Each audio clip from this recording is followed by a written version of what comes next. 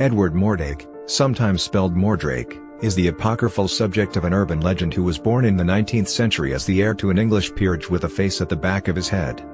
According to legend, the face could whisper, laugh or cry. Mordake repeatedly begged doctors to remove it, claiming it whispered bad things to him at night. Mordake committed suicide at the age of 23. An account described Mordake's figure as one with remarkable grace, and with a face similar to that of an Antinous. The second face on the back of Mordake's head, supposedly female, reportedly had a pair of eyes, and a mouth that drooled. The duplicate face could not see, eat, or speak, but was said to sneer while Mordake was happy, and smile while Mordake was weeping. According to legend, Mordake repeatedly begged doctors to have his demon face removed, claiming that at night it whispered things that one would only speak about in hell, but no doctor would attempt it. This then led to Mordake secluding himself in a room before deciding to take his own life at the age of 23. An account of Mordake's story was detailed in Anomalies and Curiosities of Medicine. One of the weirdest, as well as the most melancholy stories of human deformity, is that of Edward Mordake, said to have been heir to one of the noblest peerages in England. He never claimed the title, however, and committed suicide in his 23rd year. He lived his life in complete seclusion, refusing the visits even of the members of his own family. He was a young man of fine attainments, a profound scholar, and a musician of rare ability. His figure was remarkable for its grace, and his face, that is to say, his natural face, was that of an Antinous. But upon the back of his head was another face, that of a beautiful girl, lovely as a dream, hideous as a devil.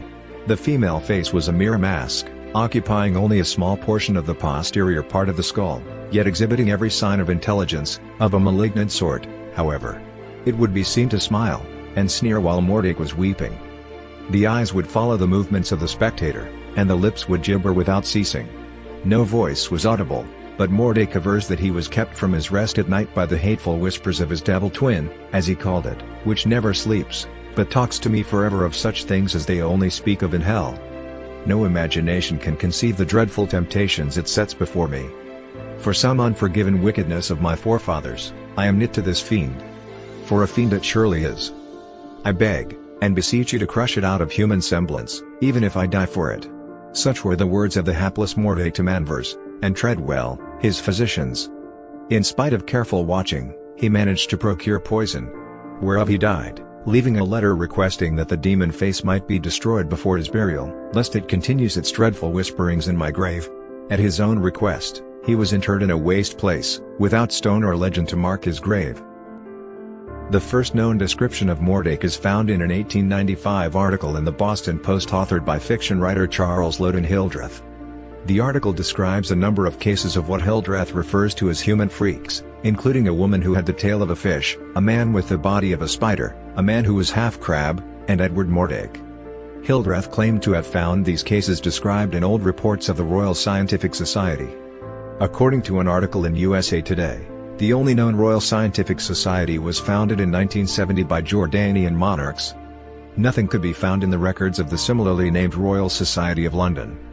Like many publications of the time, Hildreth's article was not factual, and was likely published by the newspaper to increase reader interest. The 1896 medical encyclopedia Anomalies and Curiosities of Medicine, co-authored by Drive, George M. Gould, and Drive, David L. Pyle, included an account of Mordake. The account was copied directly from Hildreth's article, and was credited only to a lay source.